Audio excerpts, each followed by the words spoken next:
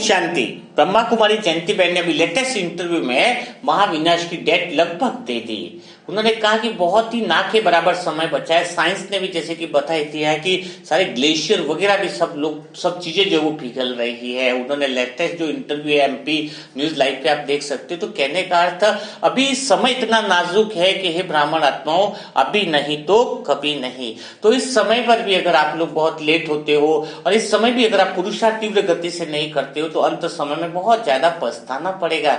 इसलिए कहीं पर भी अगर आप आत्माएं थोड़ा सा लूजपन या आलस्यपन आ रहा है तो भी जो अंत से भी अंत का समय बचा है, यानी लास्ट से भी लास्ट, इस समय भी भगवान ने अपना रूप भोलेनाथ का बना रखा है। और वो भोलेनाथ का रूप क्या कहता है कि अगर इस समय भी अगर आपने मुझसे माफी मांग ली अपने पाप कर्मों की तो भगवान हमें माफ कर देगा। तो अभी भी अगर हम यही सोच रहे हैं कि मृत्यु आनी बाकी है, विनाश आना बाकी है, तो हम तब पुरुषार्थ करेंगे, तो अभी इतना समय और विकट आने वाला है। क्योंकि कई आत्मा क्या सोचती है कि थोड़ा सा ये ठीक हो जाएगा तो मैं पुरुषार्थ करूंगी, थोड़ा सा घर की स्थिति ठीक हो जाएगी। तो अगर सच्चे दिल से कहा जाए तो वो चीजें ठीक नहीं होने वाली, क्योंकि हिसाब किताब सबका इतना तगड़ा है, पाप कर्मों का हिसाब किताब इतना तगड़ा है। आप सोचो, ब्रह्मा बाबा को 33 साल पुरुषार्थ करने में लगे तब जाके वो संपूर्ण बने। तो इसी आत्माओं के भी जो इतने लंबे हिसाब किताब हुए तो फिर हम आत्माओं के हिसाब किताब कितने तगड़े होंगे। हमें प्रैक्टिकल में इसका अनुभव नहीं कर रहे हैं, इसलिए हमें उस चीज का एहसास ही नहीं हो रहा है।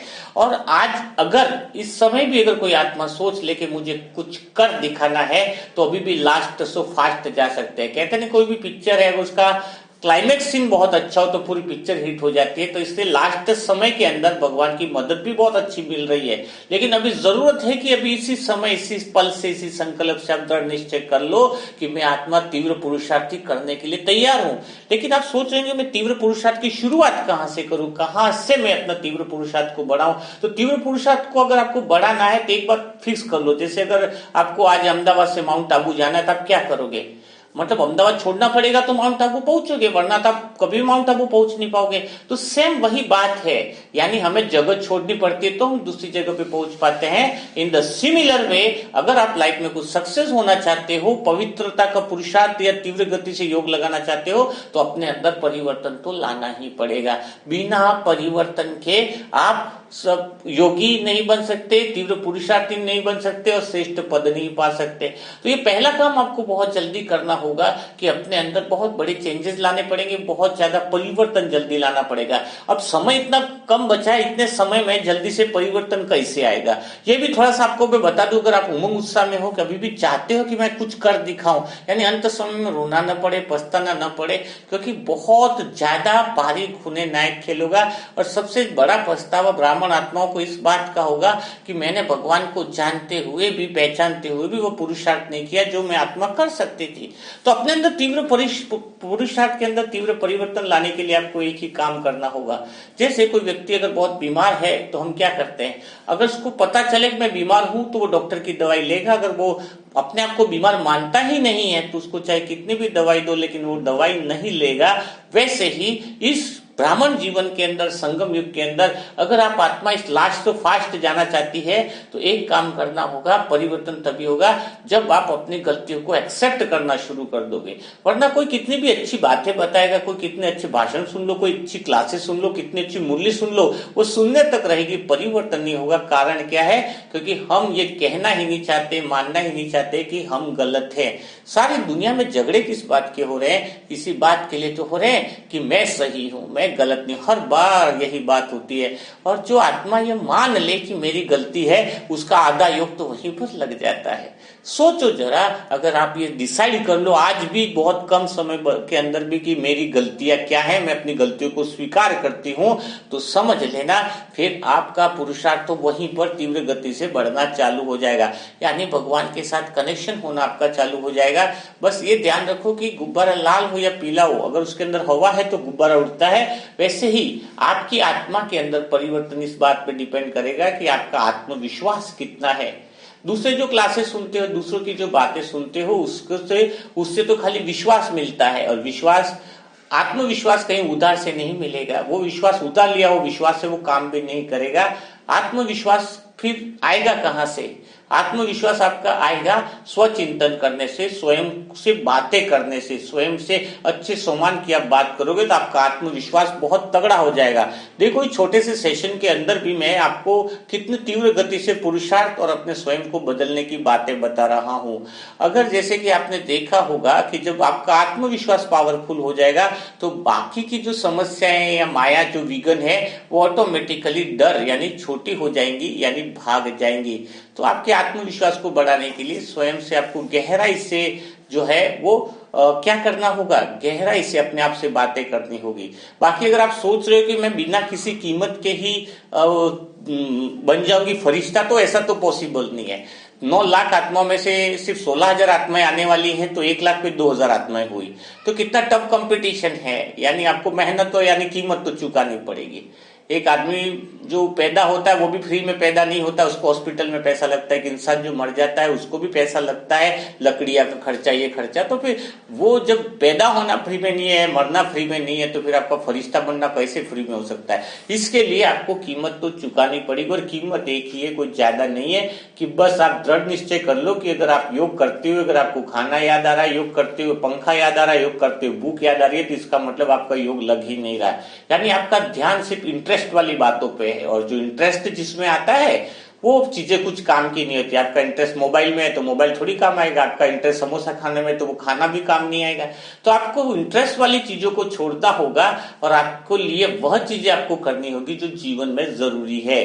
यानी जीवन में जरूरी क्या है, मुरली बहुत ज्यादा जरूरी है, जीवन में योग बहुत ज्यादा जरूरी है। यानी अपने आप से आप जितना दृढ़ निश्चय करोगे, आत्मविश्वास रखोगे, उतना ही आप जीवन के अंदर बहुत बड़ा अभियोगी आप बन सकते हो। यानी निश्चय कर दो कि मैं आत्मा अमृत वेला करूंगी। लेकिन आपने देखा होगा कई सारी आत्माएं बहुत सारी चेंजेस अपने अंदर लाती है, लेकिन वो चेंजेस लंबे समय तक नहीं रख पाती हैं। ये बहुत बड़ा प्रश्न आता है, इसलिए शायद अभी तक आप योगी नहीं बने। तो इसको भी थोड़ा समझ लो। देखो आप मेहनत करते हो, और मेहनत तो गधा भी करता है। तो आपकी मेहनत और गधे की मेहनत में फर्क क्या रहा? नहीं, मेहनत आप क्या कर रहे हो, सेंटर जा रहे हो, मुरली सुन रहे हो, लेकिन चेंजेस नहीं आ रहे और बराबर नहीं आ रहे। किसका कारण क्या है? क्योंकि आप मेहनत करते हो, संघर्ष नहीं करते। और मेहनत और संघर्ष में अंतर क्या है? संघर्ष उसे कहते हैं मेरे भाई, बहुत ध्यान से समझना, कि जब आपके पास विपरीत परिस्थिति हो, घर में खाने को कुछ है नहीं, या धन नहीं है, पैसा नहीं है, फिर भी आप मुरली सुनने जा रहे हो, आप अमृत वेला कर रहे हो, यानी संघर्ष में भी भगवान का हाथ अगर नहीं छोड़ रहे हो, तो फिर आपके अंदर जो पुरुषार्थ है यानी तीव्र होने लगेगा। आप सोचोगे कि उस संघर्ष के अंदर आप छोटी छोटी सीमतों का उल्लंघन कर दोगे, तो फिर आप इस अंत समय में ही भगवान का हाथ और साथ मिलना छूट जाएगा। क्योंकि आपके अंदर एक छोटा सा ख्याल आता है कि इतना तो चलता है, आज शाम का योग नहीं किया तो क्या होगा, अमृत वेला नहीं किया तो क्या होगा, इतना तो चलता है। फिर लास्ट में भगवान भी क्या कह देगा, सतयुग में तुम नहीं आओगे, नहीं आ सकते, त्रेतायुग में भेज देते हैं। तो फिर आप भगवान से पूछोगे मुझे त्रेतायुग में क्यों डाल दिया, तो भगवान भी कहेगा इतना तो चलता है। जब आप बहाने बनाते हो तो फिर लास्ट समय जो भगवान के रिजल्ट होंगे, भगवान का जो रिप्लाई होगा, वो भी आप ही के जीवानी होने वाला है। सोचो जब आपके आसपास वाली आत्मा अच्छा पद पाएंगे तब तुम्हारा क्या होगा। सोचो आपके साथ में जो रिश्तेदार वगैरह नाते हैं वो बोलेंगे आपको कि यार हमें तो ठीक है, हमने पुरुषार्थ इसलिए नहीं किया क्योंकि हमने तो भगवान को पहचाना नहीं था, पर तुमने तो सब कुछ भगवान को पहचानते हुए, भगवान को जानते हुए भी पुरुषार्थ नहीं कर रहे हो, तो आपका मुर्दे से ज्यादा कोई औकात नहीं है। क्योंकि मुर्दा ही हुआ ना, जब जानते हुए भी वो काम नहीं कर रहे जो तुम्हें करना चाहिए, तो फिर उसको क्या कहेंगे, उसको कुछ भी नहीं कह सकते, वो तो जिंदा है ही नहीं, वो तो मुर्दे के समान है। इसलिए मैं आत्मा आज आपको यही कहना चाह रही हूँ कि अभी नहीं तो कभी नहीं, इसी समय जो कुछ करना है वो कर डालो, क्योंकि अब समय बिल्कुल नहीं बचा है।